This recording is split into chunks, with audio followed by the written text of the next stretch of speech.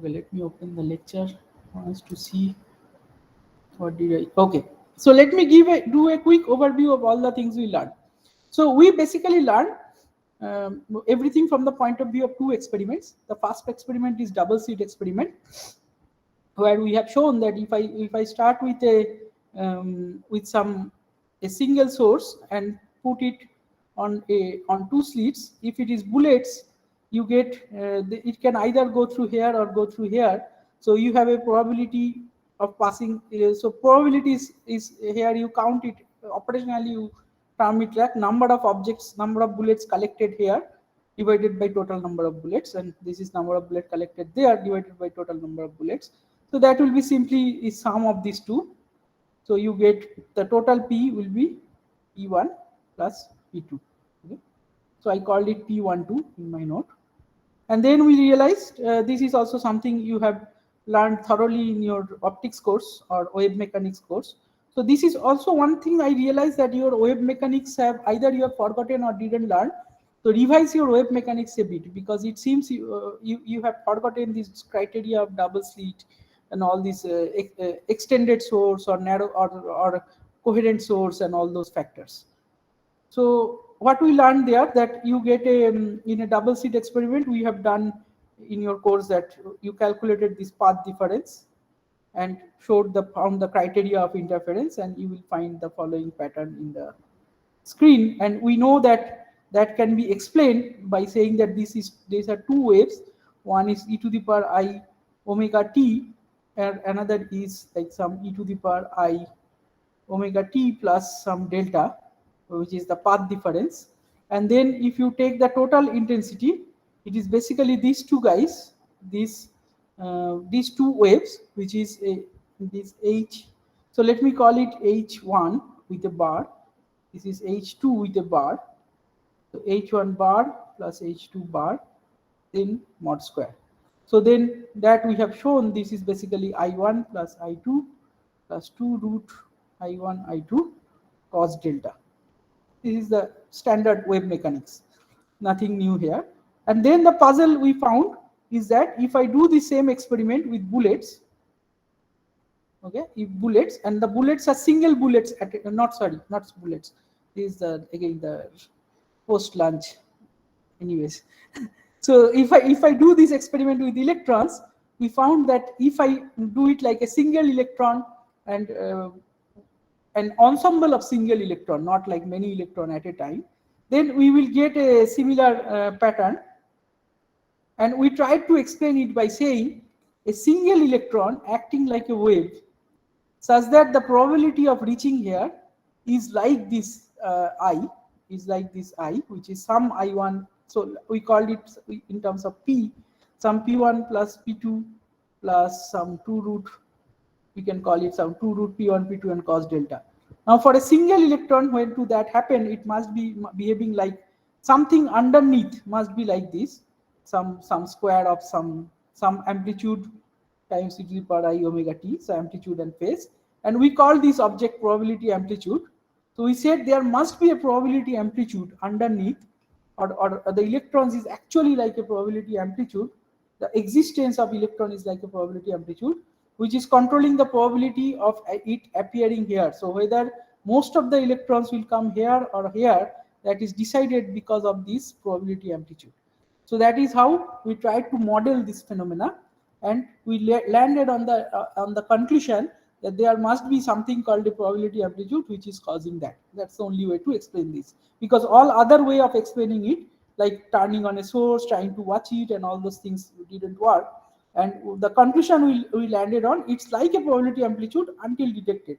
So when it is detected at the detector or any other place with a light source or anything, it's a particle immediately. But the probability that decides the probability, what decides the probability of it being detected at that point, is the wave behavior of the probability amplitude before that time.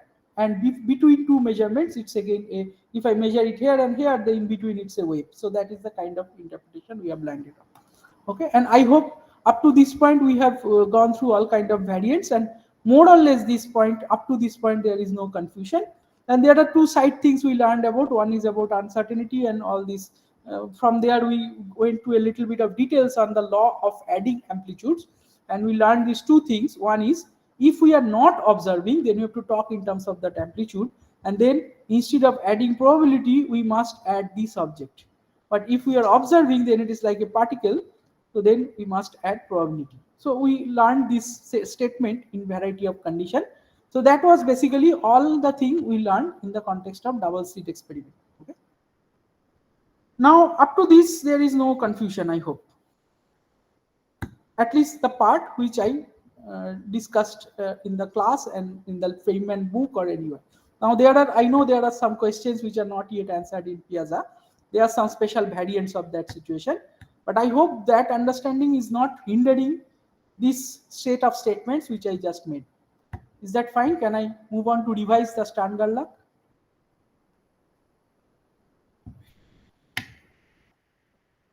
Okay, so let me move on to revise the Stern-Gerlach now. So in the Stern-Gerlach context, so far we are talking about a continuous set of states, which means the probability of detecting the particle at a position. A position is a continuous variable, so there are infinitely many places. So it is like what we need is like a function. But now I want to operate in a discrete space where there are only two possibilities. So by the way, you all are familiar with basic idea of electron spin, right? So I started that part assuming that you know about electron spin. You know about electron spin, right? Comments? Awake? Sleepy? Okay. Okay. I hope so. You learned it in a class, or you just know it somehow? We've learned it a little bit. Okay. I mean, in the context of atomic structure and stuff. Okay, so you know that there is a degree of freedom for electron, which is called spin. And the spin can be twofold. For electron, there are only two possibilities, one and spin half. Do you know why it is half, and what does it mean that it is spin half? It's something h cut by 2 it gives. Yeah, so h cut, let's say h cut is 1. We are a theorist h cut, which is 1. It's a scale we can set of the problem. But do you know what does it mean that spin is half?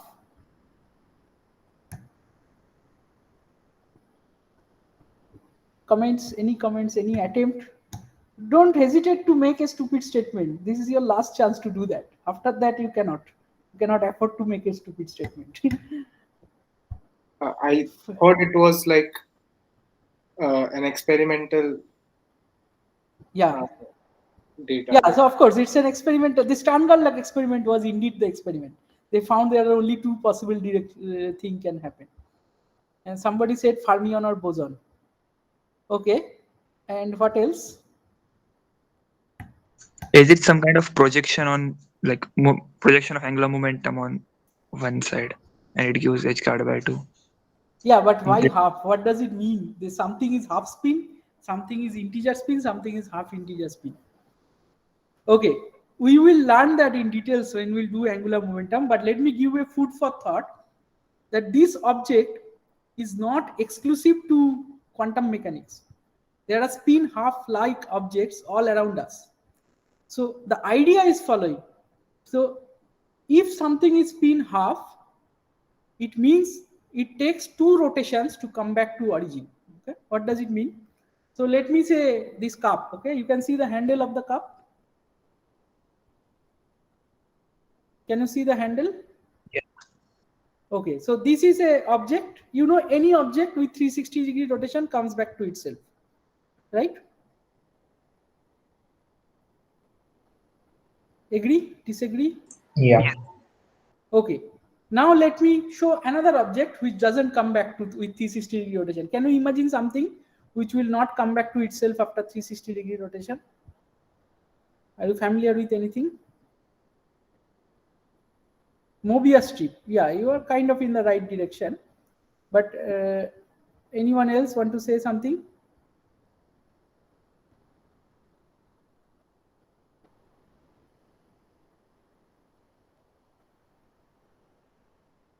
Okay, so imagine this object, this cup and my hand. Now, what is the difference? There is a hinge. Like there is something which is like holding it like a hinge. So now if I rotate 360 degree, it is not back, right? My hand and the cup. Now let me rotate another 360 degree. Now it is back, right?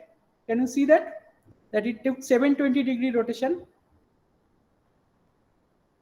Do you understand the process? Everyone? So can Yes, you sir. repeat it once? Okay. So these kind of objects are called spinors. Okay.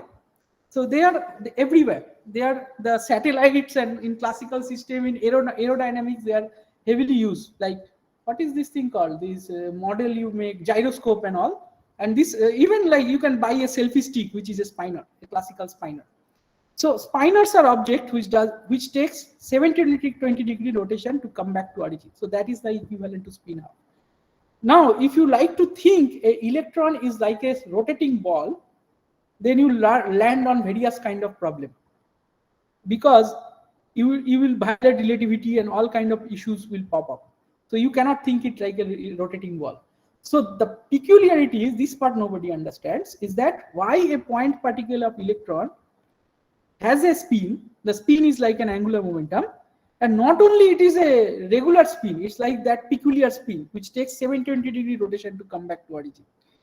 So that is the peculiarity of electron. That part nobody understands. But the fact is, electrons spin half. It means it's like a spinor, and that spinor has a full-scale mathematical structure, which we'll learn all these details in the later part of the course.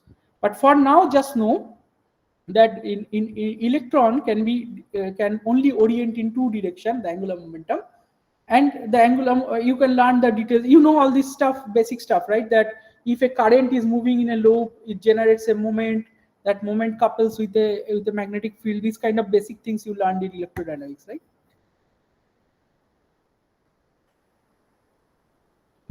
Do you understand these statements?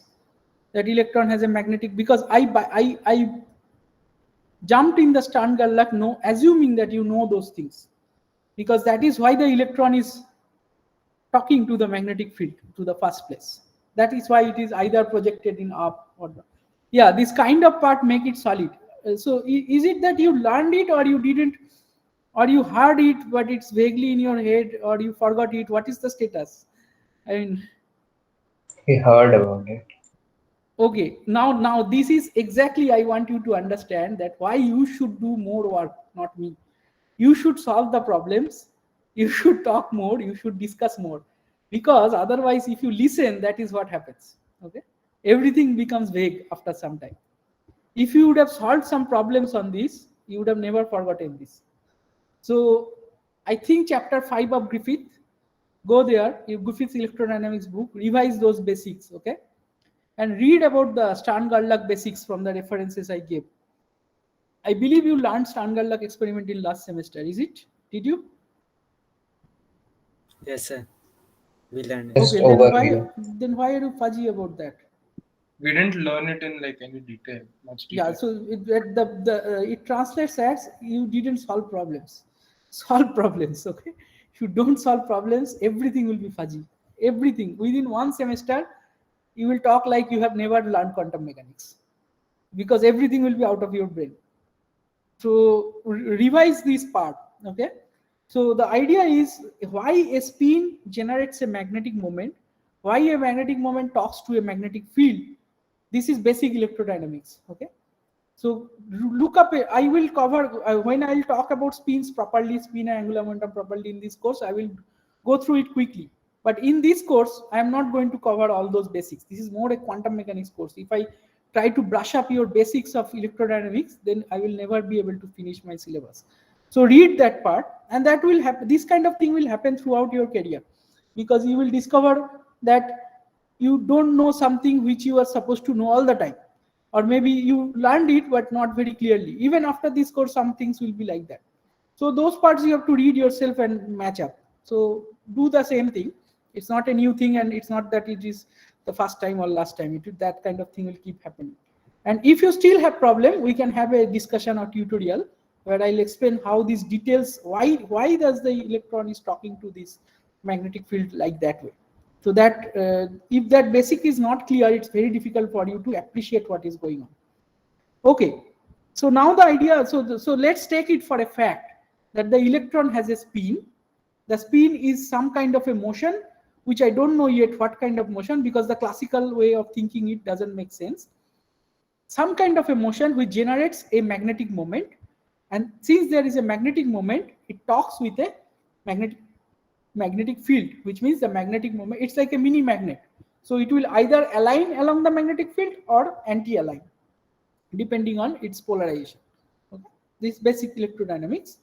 So based on that, the Stern-Gerlach experiment is designed, and the idea, okay, let me see, what did I talk about the Stern-Gerlach? Yeah, so the Stern-Gerlach experiment is basically a magnet which is like that. One magnet is like that, another magnet is like that. Okay, you can also think it like that. So the reason to so learn or look at all these details like because you learn Stern-Gerlach, you have to just revise it. That why do you choose the magnet to be like that? Why don't you choose the magnet like that? Do you know that? Somebody knows that reason? That why it is wedge shaped? To create a gradient of magnetic field. Yeah, you want a gradient of magnetic field. Correct. So you want, okay, so you know that. Very good. So you want a gradient of field, not like this. So if it is because you can show that the force is like a derivative of this field. So you can show that unless you create a gradient, there will be no physical force on the magnetic moment. So that is why it is chosen to be like that. Now, if it is N and S, then the up spin will go towards N and the down spin will go towards S. So that is the idea. So then if I take a Stern-Gerlach device which is along the Z direction and pass a mixture beam or a beam which we don't know, just you made evaporated some, it was done with silver atoms, evaporated some silver atom from some oven and passed it through the device, then the up oriented, if the beams will go in one direction and the down will go in another direction, which you collect on a screen. So that is the experiment. So now here I am saying, so make sure you understand those details. Those are very classical and already done. If you have forgotten, revise it and try to argue and ask this question. You should get to the point of view of the person who did the experiment. Like, why did they do that? Why did they choose that? All those details. Okay. So now this goes either in the plus Z direction or minus Z direction. So that is what we learned. And then if we pass it through a second device, you expect that you won't get any minus Z. You won't get, and all will be plus Z. There is no surprise in that. And I explained it using these classical balls, that I have two kind of ball. What is the time? 3 or 3. I have two kind of balls, white and black, and hard and soft, and I have an equal mixture of them. And let's say this guy is a color separator and this guy is a hardness separator. So if this guy passes 50% white and 50% and the balls are even mixture of white and black, so this guy, let's say, passes the white balls here and the white balls are going in the second device, then the second guy filters out the hard or soft balls. So since they are equally likely, you will get always 50% division. There is no mystery in that. Okay. Now the second thing experiment was Z and X, right? So Z. So everybody is clear about these experiments, right? All the experiments after listening the lectures. Is there anyone who is not clear about it?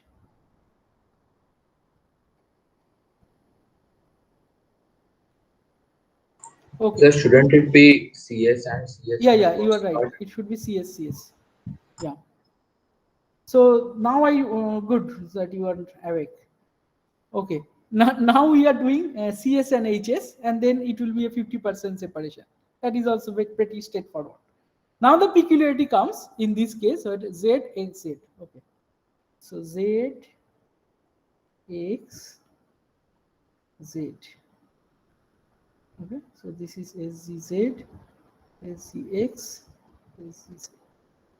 So now if you try to do it with balls, you will get a peculiar, you cannot expect something that I clearly here blocked out, let's say, the black balls, and I got white balls only. Then the white balls are giving me hard and soft. I blocked out the soft balls. Now the hard balls, I know these balls are hard and white, but they are passing through here, and you expect it to be only white. But that is the experiment when you do it with spins. Now Z and X are orthogonal direction, which means this is like if something is white, it cannot be black, just like that here.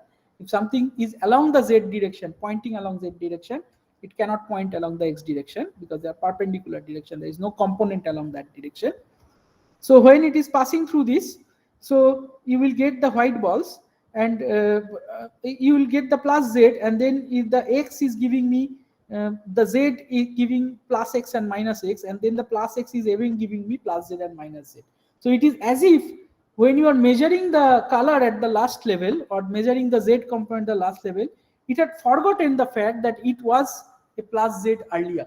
So that is the first time you encounter the peculiarity of quantum mechanics, and you will learn this is basically the it is associated with Heisenberg uncertainty, and it tells you that if you know one component, you cannot know the other component. If you know the Z and cannot know the X, it appears in the form of a commutator between that. So you will learn that when you will do the formalism. So then the fourth experiment. So this is the first thing. It says gives you the concept of incompatible observable, which means if you have full information about one thing, you cannot have full information about some it's a conjugate variable. It's not like that any other. For example, if you are measuring the mass or charge or some other special property of the electron, that has nothing to do with that. So a pair of variables which are related in a particular way, they are incompatible with each other, which means if you measure one aspect of it, you lose the other aspect. So this is the first peculiarity. The second peculiarity is this modified Stern-Gerlach, which was you start with a SZZ, and then you pass it through a device which does this and recombines it. So you have some difficulties with it, but I think now it is fine. So the purpose of this is to, without measurement, it separates and recombines, and it is like a do nothing device. So you get a plus Z from here, the minus Z is blocked, and it comes out as a plus Z again, and everything you expect a plus Z beam to do, it will do that. If it is Z, it will give Z. If it is X, it will give a plus X minus X, and so on. Now it should be contrasted with the other situation where a given electron, after coming out of this, is separated, and the separated beams are fed separately to the next device, which means now a given electron is either, so now this is SGX.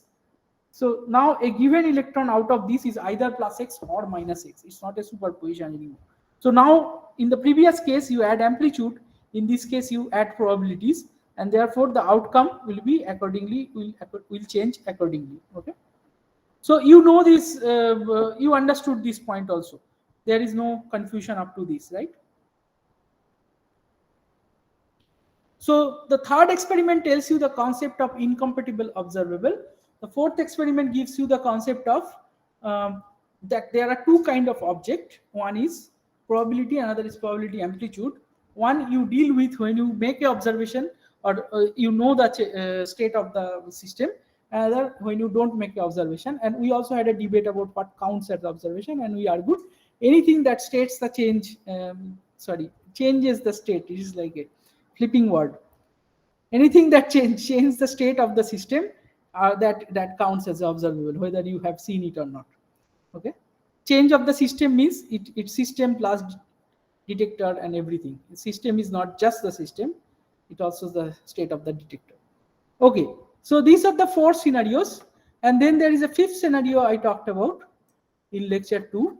Okay, fifth scenario I come later, but based on this fourth scenario we can well, fifth scenario is nothing but doing two kind of experiment. One is this SZX and SZZ. Another is SZZ. SZX. First one is X. Second one is Z. This one is second one is Y. So SZY. So these two kind of experiments will give me probability wise the same output, but we will see that in order to explain it fully, the fact to maintain the fact that the z and y are orthogonal, which means if you pass this z through a y or pass this y through a z, you get the behavior of orthogonality. We will see that we will require probability amplitudes which are essentially complex numbers. There is no way to do that without complex number. Now you can argue that same thing also in the context of double slit experiment, that you need essentially complex number. You cannot do with sine or cosine. And this is a question I was asked in Piazza, and you will see it again and again in Derrida's context, that if you do sine and cosine, there are certain time in which the probability can go to 0. And probability going to 0 means the particle vanish. If the particle cannot vanish, that will violate mass conservation. And here we are seeing that also similarly, that we won't require mass conservation here, but here you will see we will need complex number to match with this description. So that was basically the rough outline of all the 5 setup of experiment, which one by one reveals all the peculiar character. Not all there are other non-locality and all that, which one of Gogul asked question about it. So not all the characters, but most of the characters which are relevant for this course at least. Okay. Now I will talk a little bit about how to formulate it, which is also something I have done in the course. But up to this, everybody understood everything, right? The 5 experiments, what are their significance and all that.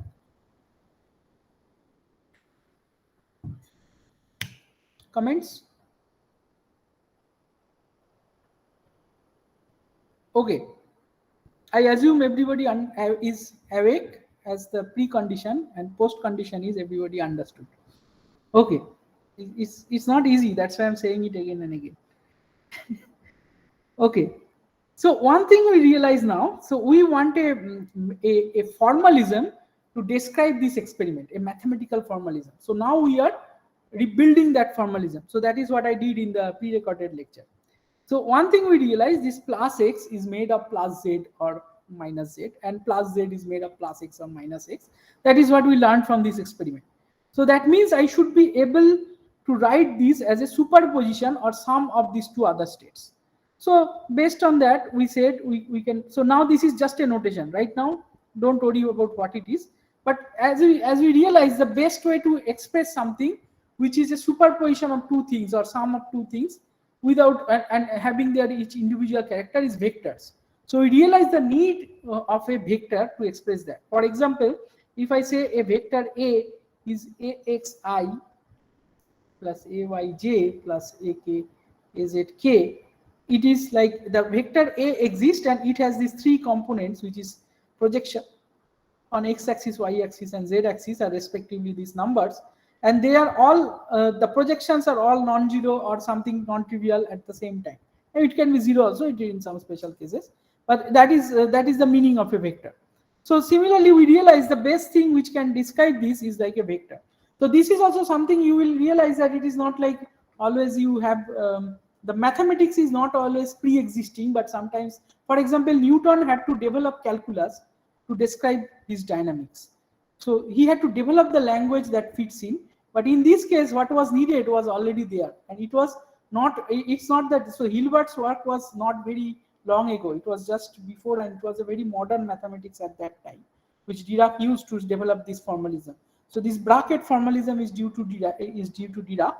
And wave formalism is because of Schrodinger, and matrix mechanics is because of Heisenberg.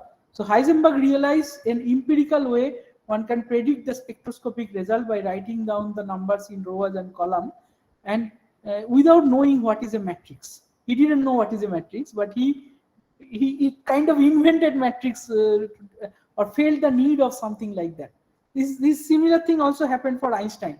He didn't know curve space geometry. But he realized that he needed based on the physical principle and intuition. Then he went to Riemann to learn about curve space geometry and develop the general relativity. So it is kind of like that. And the extension of the number space to describe something always happen. For example, if you are counting objects, like you are counting marbles, then it's enough to have the natural number space.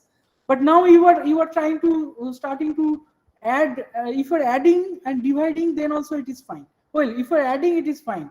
But when you start dividing marble between sharing between people or some finite object which is breakable, like marble is, oh, one can break in principle, then you need the world of fraction, right?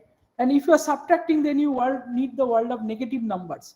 So that is how people gradually realize the need of real number, the need of negative numbers, eventually all kind of real, rational, irrational, depending on what kind of physical operation you want to do, you need more and more mathematical structure. Similarly, here a simple number like a position and momentum, a simple vector or simple number cannot specify the state of the system. You need a vector, and not only a vector in the complex Hilbert space. And later you will realize, and if you have gone through the lectures a little bit in 4th and 5th, it is not even a vector, it's a ray. It's called, mathematically, these things are called ray, which means neither its direction. So a vector means something which has a direction and a magnitude. Now here the magnitude is, you cannot play with, because the magnitude is unit. Square has to be 1, otherwise it's not a probability. So magnitude is unit, so it's only the direction matters. And you will see there are assignments, and in next lecture you will see even the direction doesn't matter. The only thing matter is the relative direction between two vectors. So these kind of objects are called ray in mathematics, or projective vectors. So a quantum mechanical state needs a projective vector to describe it. So we are now building it up slowly, as if we don't know about projective vector. We are building it up from a very physical intuition point of view. We are building it up as vectors. So we realize this is a combination of this plus z and minus z, some linear combination. We don't know yet what the C1 and C2, and we don't know yet the physical meaning of them. The only thing, one thing we realize, if it is in plus z, it cannot be in minus z. That we know, that we agree. So we express this fact in terms of this. So in abstract language, it is this. In concrete language, I will tell you in a moment that how so this is an abstract notation. You can also concretely write it down in terms of some structure. For example, if I write you A plus B equal to C. So you can, this is a relation, abstract relation. Now you can have a concrete number, right? You can say A equal to 2, B equal to 1, C equal to 3. Now it becomes a concrete, and there are many other representations possible. Similarly, here you can have many representation, like minus Z, you can expect it as some 2 by 1 vector, 2, 0, 1, and this as 1, 0. And this notation means it's a conjugate of that. So take a inner product or dot product, you need to write one as, if one is column vector, there is a row vector. Okay. So this is, but I am not going into the specifics. I am writing it more in an abstract language like this, plus z and minus z. So similarly, we know that this experiment tells you if it is z, it is always z. So that means this must be true. Okay, then this must be true. Similarly, minus z should be also true. So based on these three rules, now we can build up many other things. Now we can try to identify what is this C1 and C2, and then we realize that C1 is basically, if I do plus x, so plus x must be also equal to 1, and plus x minus z is also, because we know if something is in z direction, it cannot be, what is the amplitude of it into it being into minus z and all that. So if I said something wrong. So I want to, let's say if I multiply on this direction, on this side as plus z, okay, then I know this is C1, and this term has to be 0 because of this rule. Okay, so the C1 is basically the projection of the plus x on plus z, and C2 is plus x on minus z. So that in language I say it, what is the probability that if you measure, or if you try to measure a plus x, if you do a x measurement on plus z, what is the probability that you will get plus x? What is the probability amplitude that you get plus x? So that is the every mathematical statement should be, you should be very conscious about that every mathematical statement can be stated in plain English as a physical phenomena. So this equation means this, that a plus x is a superposition of plus z and minus z with probability amplitude C1 and C2, such that the probability is C1 square and C2 square. And this C1 can be stated as the probability amplitude of when you measure a plus z, or when you pass a plus x beam through a z device, the probability amplitude of getting plus z. So every number in this abstract equation has an English language description, a physical description behind it. Make sure you know that. It's very important. Now this thing is nothing but just like vectors. It's like I dot I is 1, I dot j is 0, like that. So now learning from our experience about vectors, we can learn, now we can say any state can be written as a sum. Now I write it as d1 d2, sum d1 d2 plus z minus z, and so on. And based on that, I develop the rest of the formalism, which I don't want to repeat because it's already done in details in the lecture notes, in the pre-recorded lecture.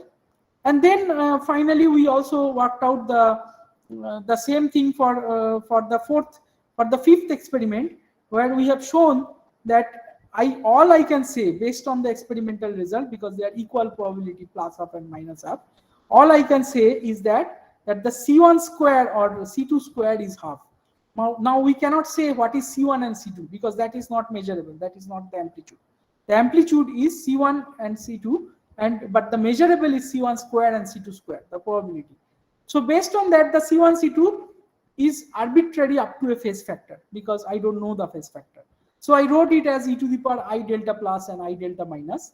And then I have shown that even that doesn't matter because from there we can work out the form of, okay, I didn't say that doesn't matter or not, but I wrote down what is the best you can write. For example, if I do a SZZ experiment, let me repeat that statement, SZZ, then SZX, and then another SZZ. So you know, in every stage you get 50%, 50% and all that. Every stage you get 50% up and 50% down. So that tells me my plus x is made of, so this plus x is made of C1 plus Z plus C2 minus Z. And the measurement tells me, and the measurement is basically as I interpreted, is the probability amplitude. That means the probability is C1 square, and that is half, and similarly C2 square is half. It could be any number, but here we know this to be half. That means the C1 and C2 can be e to the power I delta 1 by root 2, and C2 can be e to the power I delta 2 by root 2. Now, based on this experiment, we cannot make any statement about the delta 1 and delta 2. So that you will see in some other experiment. But this experiment leaves the delta 1 and delta 2 arbitrary. So that is the point here. And then we showed that if I calculate we can calculate by SZ average, because the SZ average should be nothing but C plus square, because it will give me plus h bar by 2, and C minus square minus h bar by 2. And that is 0. And we have shown that this thing can be calculated simply by calculating delta x SZ and plus x. Now you might not know this point, this step, how to calculate this thing fully yet. We will learn that in subsequent lecture. But you will see that when I write the delta x plus like that, you have to still know how the SZ acts on this plus z and minus z. That is something you will learn later. So based on that, but we know you know how to do this part of the calculation because it is a simply probability calculation. So that's all we have learned. And then we argued that why you need a complex number definitely for doing the y when you include the y and include the fact that y and x are orthogonal, then we'll see there is no choice but to have a complex number. Okay. So that is basically roughly the mathematical formalism of the bracket or the basics of bracket. Then in the next lecture, you will see the pre-recorded lecture. You will see how to generalize it and how to build a framework using that. What we did so far is how to, based on this 5 experiment, how to build up one from scratch. That is what we have discussed so far. Okay, so can we now stop about this description and move to some question answers? Is it clear what I told? And this revision makes sense? This revision will only make sense if you have gone through the lecture. It will be otherwise Hebrew.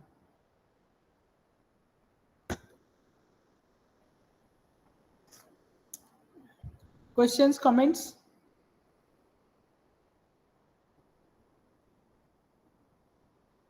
So, I have a question from lecture 1. In In lecture 1, you said that there's a same like uncertainty principle tells us how much disturbance would really disturb a system, really disturb an experiment. Can you explain that statement? Yeah, so the statement is following that the question you wanted to what we wanted to point out is that if there is a question of measurement. The measurement is the question of measurement is that any measurement is basically a disturbance on the system, and a disturbance is supposed to collapse the wave function. But it turns out that there is a boundary of that, which means how much disturbance the system can handle. And there is a principle for that, which is basically this this superposition, this uncertainty principle. Which okay, let me go over that part of the lecture. Yeah, so we describe this experiment in terms of these moving walls. Okay, so there we said that if I set up an experiment where I know that which wall the electron, which means if the electron hits the wall or passes through the wall, it will interact with the wall and the wall will move a bit. Okay, and if the wall moves, then I know it had passed through that particular wall. But if the wall moves, then the location of hole also changes. Okay. So then we argued that if the location of hole changes, then the interference pattern will smear down again, which means you will get interference pattern from multiple holes, multiple separate holes. So based on that, we landed on this. So this is a statement. This is not a proof. Okay, this is a proof. This is a demonstration of the statement. The demonstration of the statement is that how much uncertainty or how much disturbance you can handle before you say that it is collapsed is this delta x delta p has to be greater than h bar by 2, which means if I know a certain amount of delta p, and then I can write it as delta p is greater than h bar by 2 delta x and vice versa. So that is how we argued about this statement. So notice that this is a statement. This is a statement which is based on facts. It's not a proof, it's a principle, and we don't know why the principle is true, but the statement is this, that there in an attempt to know the position by introducing an uncertainty in momentum, will have a bound on that, and that you cannot know both with ultimate precision. So that statement is demonstrated through that experiment. Does it make sense? So, like, basically, want any type of disturbance collapse the wave function? Be very small. Is there a limit to that? Yeah. So this is also something you have to understand. So there is this question of compatible and incompatible variable. So that thing will come clear in the context of this spin experiment again. So the x and p are partners. If you know, you don't know. If you know x, you don't know p. If you know p, you don't know x. It's not like, for example, if the electron has a spin also. So if you try to know the spin, that has nothing to do with the x and p. So these part, these are, so you are detecting, but what are you detecting? It matters. If you are dealing with position and momentum, then this compatible incompatible question will come. Which means if you try to know the position, you lose the momentum information and vice versa. And that is also true for the SZX and SZZ. So they are also that kind of incompatible variables. Okay, thank you. They are partners like that, conjugate partners. Now, if you ask why these two are partner, there is actually a deeper answer one can give, which we will learn on in various other contexts. But right now, take it as a fact. Okay, sir. Okay, more questions? Somebody said there is some question on the problems. So can we talk about that? What is the confusion? For example, the homework problem, not the assignment problem. The homework problem I gave on n cap spin. So take that as a fact that n cap is some combination of plus z and minus z. Why, if the n cap is that particular set of sine theta cos phi, why it is cos theta by 2 e to the power I phi sine theta by 2, that you will learn a little later in the lecture when you learn two-level system.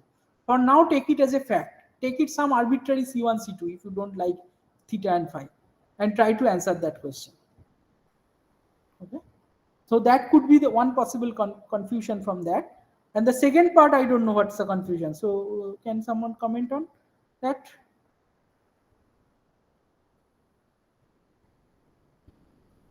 So are you fine with this format? So the number dropped to 30 before 1 hour. Oh, that's okay.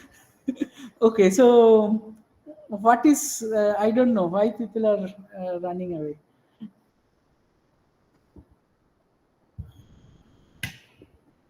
Yeah, what's your comment? So I have a doubt, like it's follow up to Ivan's question. So What question? the question that the previous guy asked, Okay. like regarding the movable double slit thing. Mm. So since it's told that the interference pattern is observed, I mean interference occurs, that means that the momentum that was transferred by the electron to the wall was under the bounds of uncertainty principle, right? That it didn't Yeah, count. if it is under the bound, then you will observe it. If it is Yes, above the so bound, you will lose it.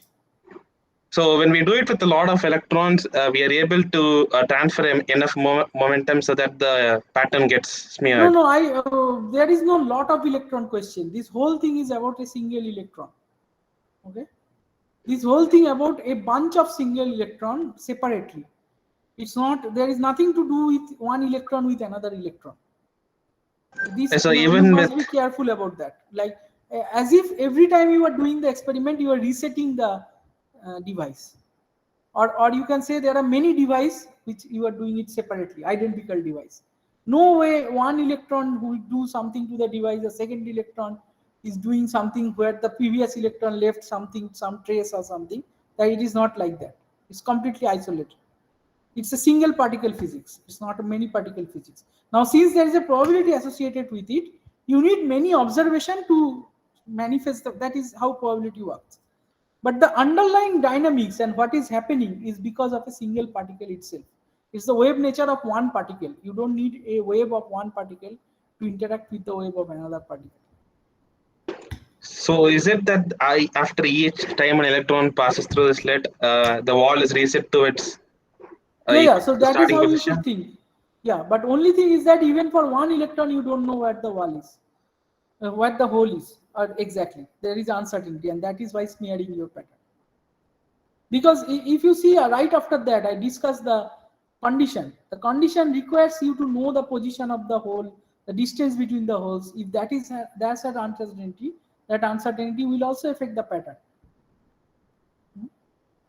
Did you all learn Young double slit? Because I am having an increasing amount of doubt that whether you did Young's double slit for optics or not. So revise that once, then it will be very clear that why you need the position of the holes exactly. Okay, makes sense or doesn't make sense? Or you think I bypassed the answer? Yes, I got it. So I'll check. Yeah. Yeah. So yeah, don't. As I said, don't let me say something by intimidation. He said, "Oh, you didn't understand it." Then you feel, "Oh no, I should have understood it." So let's not talk about.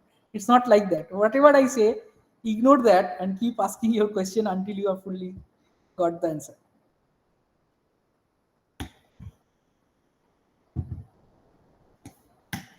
Hello, sir. Hmm. So the previous question you mentioned that we should after we try to reset that experiment, then we should know the position of holes. Yeah, So, but then again the uncertainty factor comes in, right? By reset, I mean it is not like that one electron moved the wall a bit and the second electron is acting on this moved wall system. It is not like that. That is, if that is what you mean, if I understand that right. I mean to say, So what if we do this like make thousands of this experiment and yes, then do one electron each on every experiment, and yes, that is then we exactly. note down the observation. Yes, that is how it is. That is how it is. Everything is like that. That thousands of electrons are done, but separately. Okay, not like one electron and then that electron has anything to do with the previous electron. It is like as if you have 1,000 identical copies of the same experiment, or maybe 1,000 electrons which are sent in an isolated manner. Then you are collecting that result. So if you, I mean, you can look at that picture for reference. This picture of a few dots, more dots, and many dots. It is like that. Yeah, so that is the setup. So this And- will make the interference better. Yes, that is why I asked you to revise the Young double slit. So right after that, I talked about the Young double slit, right?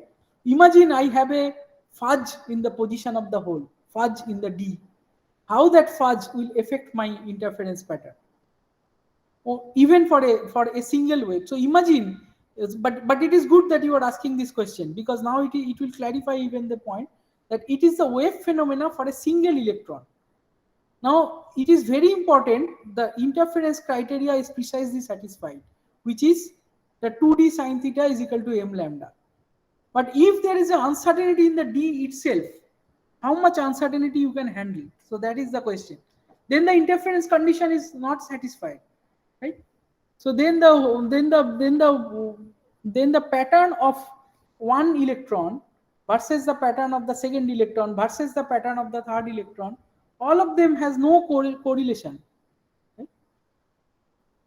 Then all of them, there is no interference. You can see they are not identical experiments. They are separate experiments. Yeah, Yash. Yeah, sir. So I had this question about the uncertainty principle. Like this explanation is given a lot, right? That a particle is like a wave train, and if we know if the delta x is very small, then we can't measure the wavelength, and that is the explanation given for the Heisenberg uncertainty principle. I didn't understand it. Why is it that if the length of the wave train is small, then we can't accurately describe its wavelength?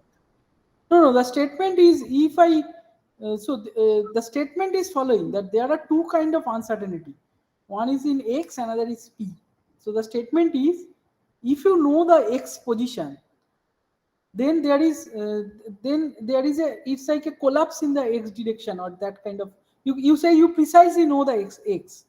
Then the statement is you don't know the precise P. So the P component is like a wave, is a finite width wave, and vice versa. So that is the statement. So what is your question here? I didn't follow exactly, perhaps. So as an Why explanation, are you bringing a length into? You are saying something about the length.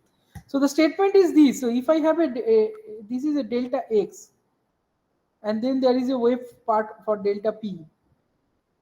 So the statement is exactly as it looks like. So delta x, delta p is greater than h bar by 2, which means if you know the delta x precisely, that means if you know the x precisely, that means the delta x is 0. That means the delta p is very high. That means the momentum component has a very big uncertainty, or the wave has a very big width. That is the statement. yes, Are right. you asking why it is so? Yes, because like in Feynman, I think one of the explanations given for this uncertainty was that we can consider a particle to be a wave train, like a wavelet kind of thing. And if the wavelet is long, that means that we don't know its position very well, right? Because like there's a high amplitude region, but there's a long low amplitude region also. Yes. So if that region is long, then we don't know the wavelength very well. So this was the explanation. That is, yeah, but it is not an explanation. It's a repetition of the same statement. Why it is an explanation? No, I don't understand like how this follows, that if you don't know the... No, it doesn't follow from anything. It's a fact. It's a fact known from experiments or various, or a fact that you need to explain things. But why it is true, that nobody knows.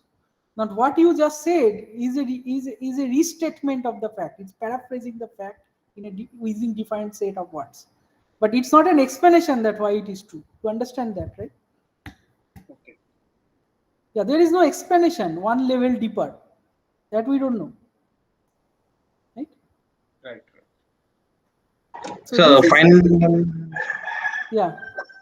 like a final follow-up dot, sir. Like so you told that with the electron, like it's interacting with the wall in the slit below the bounds, like that it's able to interfere in the movable slit setup. So, but in the you also discussed the case where we have the usual double slit setup, but with a light source inside, with the frequency of each of the photons being emitted being extremely low, that we're not able to observe anything. So What? you, Okay, yeah. So you have a you have a light source to detect which hole it passed through. Yeah. but its frequency that These the are two photons are different emitting types of us. disturbance. These are two Sir? different types of see. These are in some sense they are two different type of disturbance. One is okay. No. They are not two different. They both are same because both are trying to tell you which hole it has passed through. So any attempt to know that, there are two attempts. One attempt is to put a light source to know the precise location of the electron, and another was to put a moving hole. Now the moving hole part involves a momentum because that will give it an uncertainty in momentum, and that will cause the position to collapse. I mean position delta x to be less, such that you know which hole it passed through. But they are both attempts to know which hole the electron passed through. Yeah, that's right. So okay, so I think I passed the question. So can you complete your question? Yes, so, What so is it?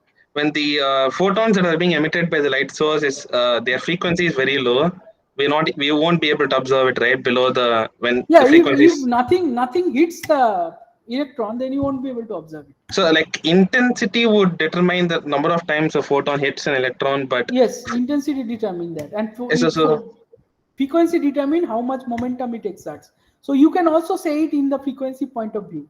You can say that the photon is so weak in momentum, it doesn't cause any scattering. So if it doesn't cause any scattering, you won't be able to see it, and then So, the but same question will come again. yes, sir, but why is that? Like even in the first case where we had the movable slit thing, like even though the interference pattern was formed, even though it interacted like below the bounds of uncertainty principle, Yeah, but sorry, say that once more. Say that statement in the once more. first case, the interference happened. The First pattern case was not means when formed. you turn on a light in the middle. No, sir. Like in the first case, the movable slit thing. Okay. So, so in the first case, the interference did occur, but like the pattern is not reproducible, I guess. But No. so What do you mean by that? The interference. What is the first case? Can you define once more clearly what is with first that case? the plates on rollers thing.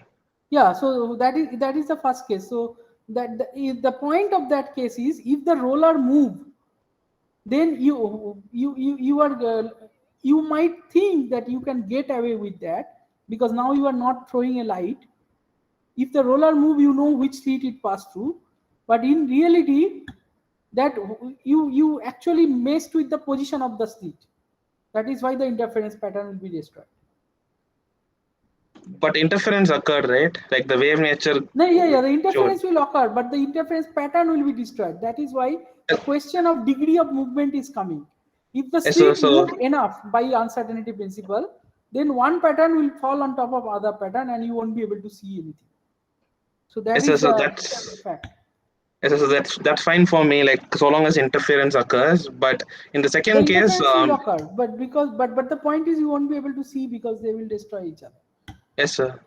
Yeah. So in the second case, which I'm considering, where I'm having a light source which has high intensity but very low frequency, such that I'm not able to observe, would the interference pattern still be undisturbed? No, because there you are destroying you know precisely the x. If you know precisely the x, then it is gone. Because because the interference is happening in the x space. Okay.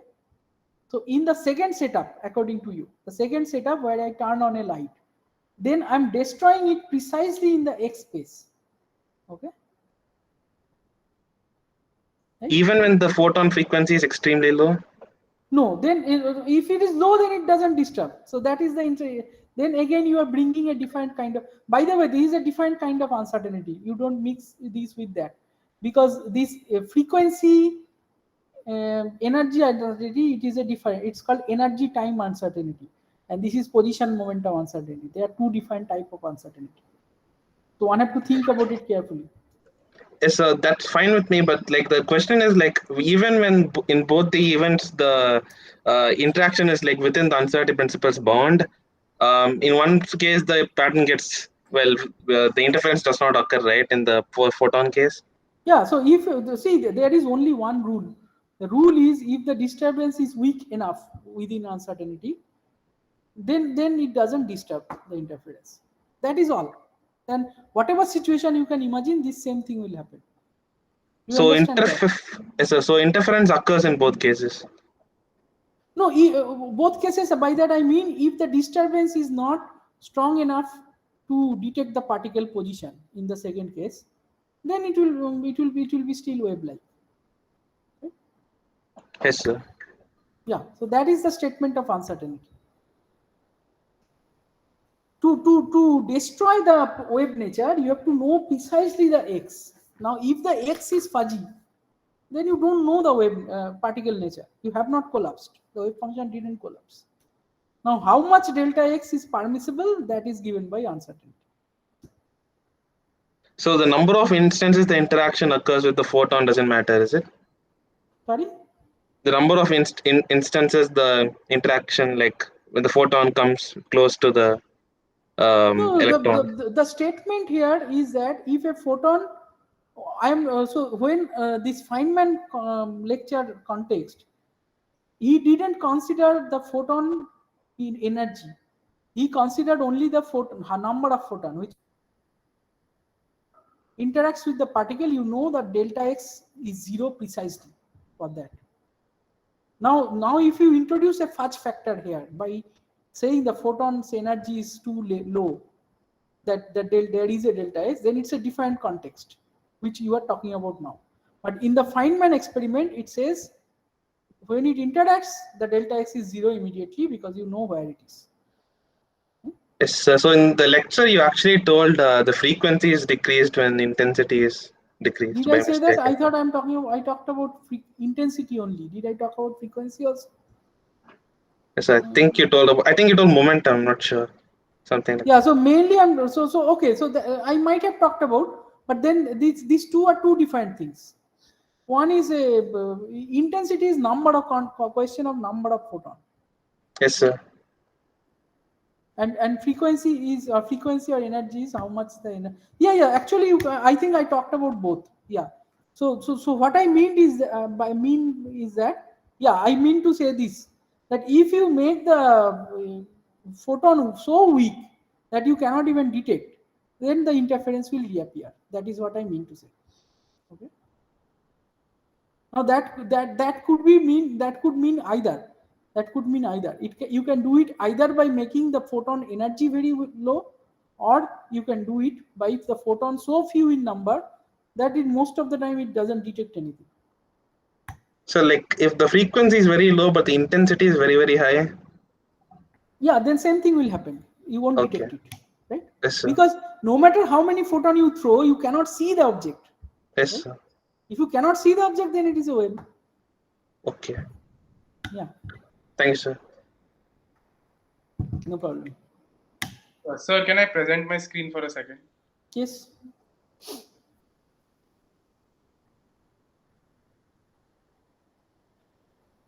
I have to unpresent for it. Okay, let me do that.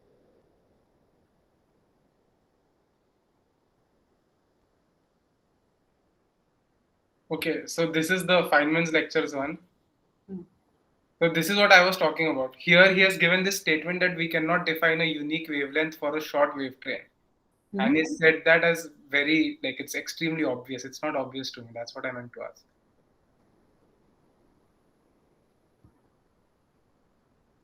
Yeah, by short wave train, he mean to say that doesn't repeat much in that sense.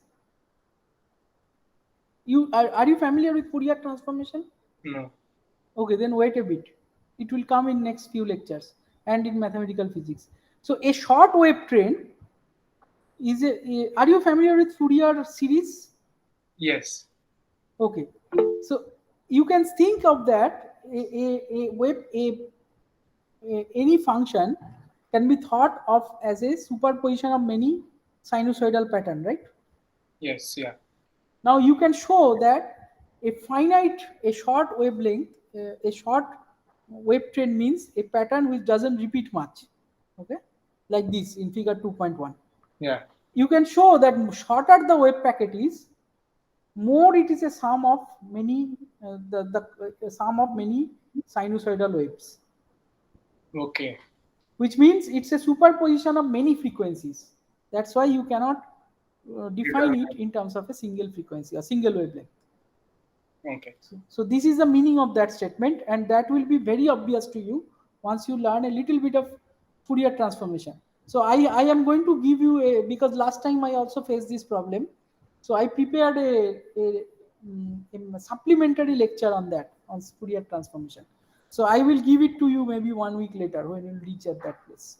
So then this statement will be clear. Yeah. So is this wave train an explanation for the uncertainty principle? Yeah, you can use this as an explanation of that also, because you mean to say that there are you can think it like that. So if the delta x is known, it's a superposition of many defined k's, and vice versa. So that is why you don't know the k precisely when you know the x. But for that you need the plane wave explanation. Yeah, so I will come to that. I have not yet reached there. I have not yet described the mathematical form of plane wave. Why this is, I'm thinking it in terms of, so this e to the power ikx form and all that. So when I reach there, then this statement will be clear. But intuitively it means that. So have you learned about this group velocity, phase velocity, all those things, right? Yes. Then you should know this wave train, right? Then you should know what is a wave train and all. A short wave train, long wave train. Yeah, maybe you have to revise those things a bit. Yes.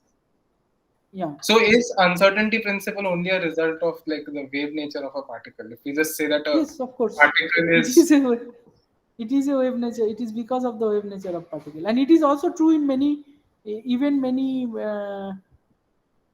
Well, so it is true. Yeah, it is because of wave nature of particle, but the bound is quantum mechanical. There is no bound in other cases. So this is generally true, that if you know if a short wavelength you don't know the frequency, this is an obvious classical statement. Okay. Okay. But when you have a bound on that, then it is that is quantum mechanical, and that bound is given by h bar by 2. That is quantum mechanical. Okay.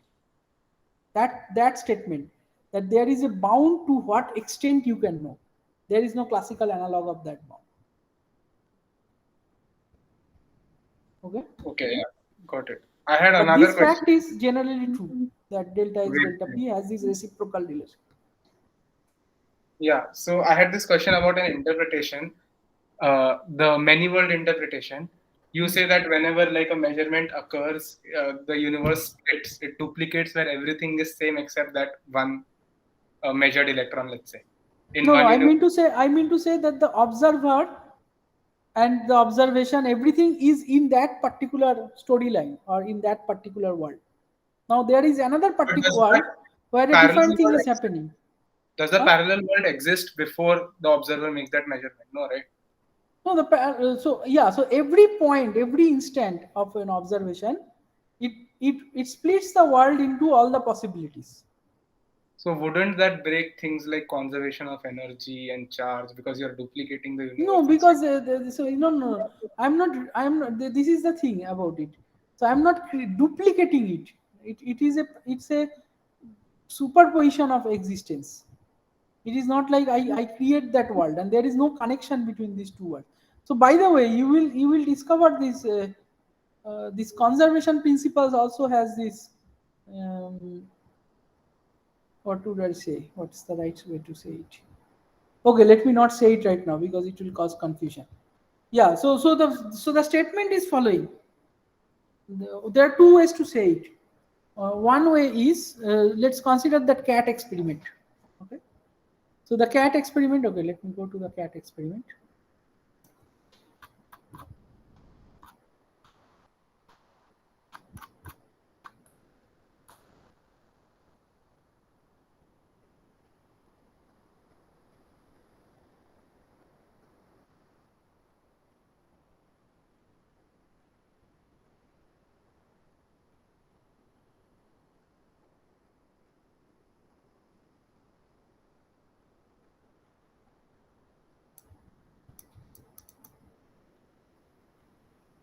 Yeah, so the cat experiment says is that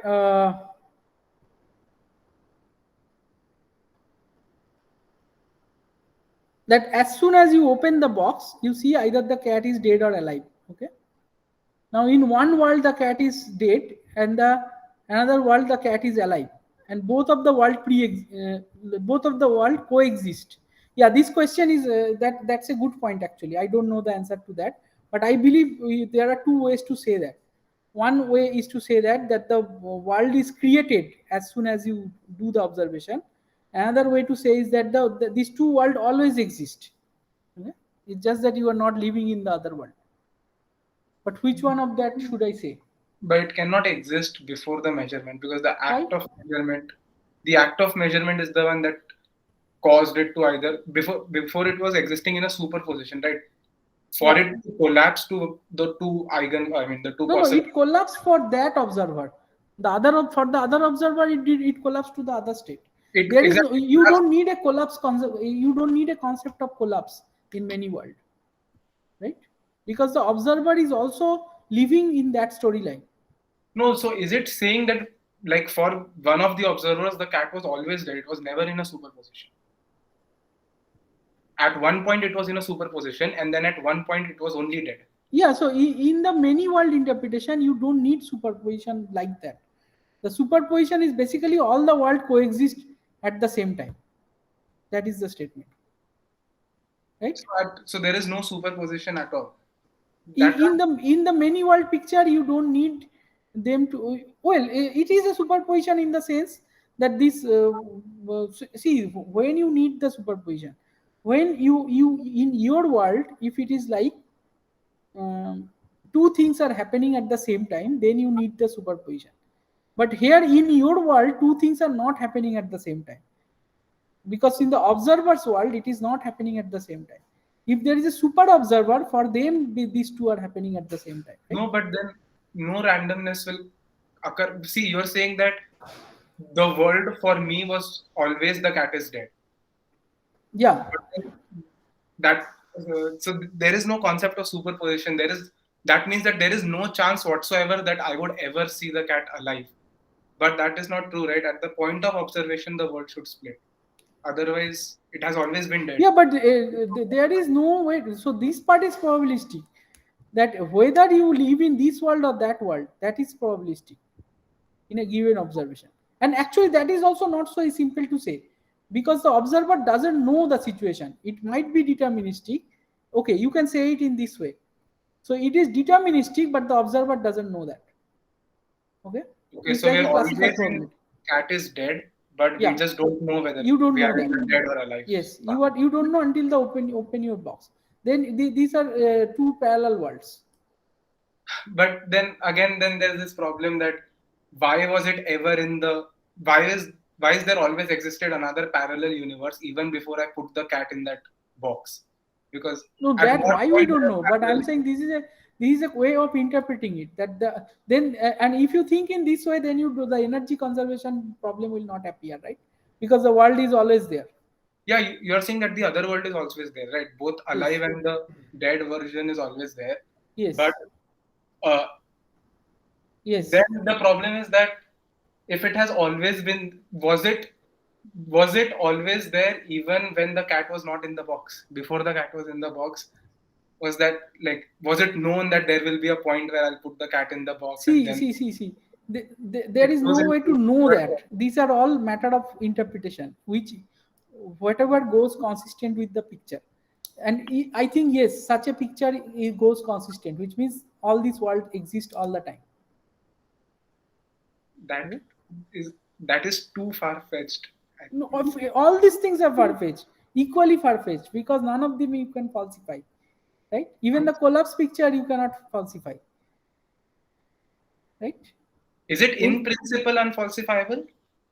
No, can you design an experiment which falsify this statement? Because the statement is protecting itself by saying that these worlds don't communicate. If the worlds don't communicate, then there is no way of proving that the world exists or not. Oh, so right? It is saying that it can never be experimentally tested. Yes. Okay. So there are, this is the domain of interpretation, this is very fuzzy. So you can look at the original thesis. The guy who came up with this is Everett. He did a PhD in Princeton and he came up with this 1955 or something. You can look at original idea of Everett, and I think people made many variations of that. They said, okay, how do you know the worlds don't interact or not? We don't know that. It's just if you assume that, then you don't have to then it is consistent. So it's a safe bet, but to say that they don't contact with each other and they always coexist. There are infinitely many worlds coexist all the time. This is the interpretation. This is the many world picture. And that is consistent with everything, but not falsifiable. Okay, I need nothing to say. Yeah, this is the problem with this part, right? That is why I said I am not going to enter into that part because this part is fuzzy. They are all unfalsifiable statements. Right. At least in principle also. But that is cool that you are brought in a place that where you actually can see the limitation of science. That's where quantum mechanics brings you. Okay. Okay, yeah, thank you. Yeah. So now you can read more about this thing, but I don't know what's Karl Popper's idea of science. But this you can So read it about. was that philosophy that if you cannot falsify, then it is not science. Like something. Yeah, that is Other that is what philosophy. I also said. Yeah. It's a definition. It's yeah. So definition of science is it needs to be falsifiable. But then this question comes: what is unfalsifiable now can be falsifiable later. So those factors are all there. You don't know. So within the current range of our argument and ability, this is where we can, up to what extent we can say things, and this is up to what extent we cannot say things. Okay? And the rest of the course is like when you learn to play chess. It said these are the rules. Now what can you do with those rules? We are not going to go in the depth that why this rule is like that. So that way you can also go. Many people do that. But this is a very fuzzy part. That's why I don't want to talk about it much in the course. But the point is, which interpretation is more right? People, and there is this statement about Freeman Dyson. I wrote in the Piazza. You have seen that, right? That there is, you cannot talk about with it, like when people say, normally we use the language of collapse or many world. People has a dogmatic certainty, but you don't have a certainty. You don't know which one of this is true. And that's where we stand right now. It can get better later, but right now there is no underlying theory, underlying principle which can give us one greater level of clarity. This is the age of science. That's why quantum mechanics is cool. Yeah, sir, and I wanted to ask that you said that we should solve problems from the Stern-Gerlach experiment. Yeah. Like, what do you expect us to solve? Because the I give last lots time we of studied homework. it Yes, was you can- only the last time we did it in class, like the previous course. Oh, work out the we were details. on. Work out all the details in your own hand. Okay, Work we out were actually why only given some theoretical No, what do you description mean of by the it's all experiment. theoretical? All you are doing is theoretical. We are not Okay. doing an experiment. So look at calculate the force on the electron. Calculate the displacement of the electron. If there was no field, the electron will go like this. If there is a field, the electron will go like this, right? Calculate the deviation using a basic electrodynamics. This sort of thing you have to do. This is supposed to be the problems. That is why you will see I'll give you so many problems. That's that you know every detail. If you don't solve problem, it will all sound like some story, and it will all forget every single thing. Okay? It doesn't matter what you listen. The only thing matters is what you solve. Listening will not stay in your brain. So do the problems. All the problems I'm suggesting, all the problem I'm giving, do that. And when you read something, also work it out with your hand. Like work out this Stern-Gerlach. So here I started with the assumption that you know, but it turns out now it is turning out that you don't know this. So work out that. Go to the Beiser's book or any book. It is also there in Sakurai or any book which has Tangarla also has this. It will tell you that what is the force, calculating the Lorentz force, how much is the magnetic moment, all those things. Okay. More questions, comments? No, I think for me that's it. Thank you. Okay. Thank you, sir. Close.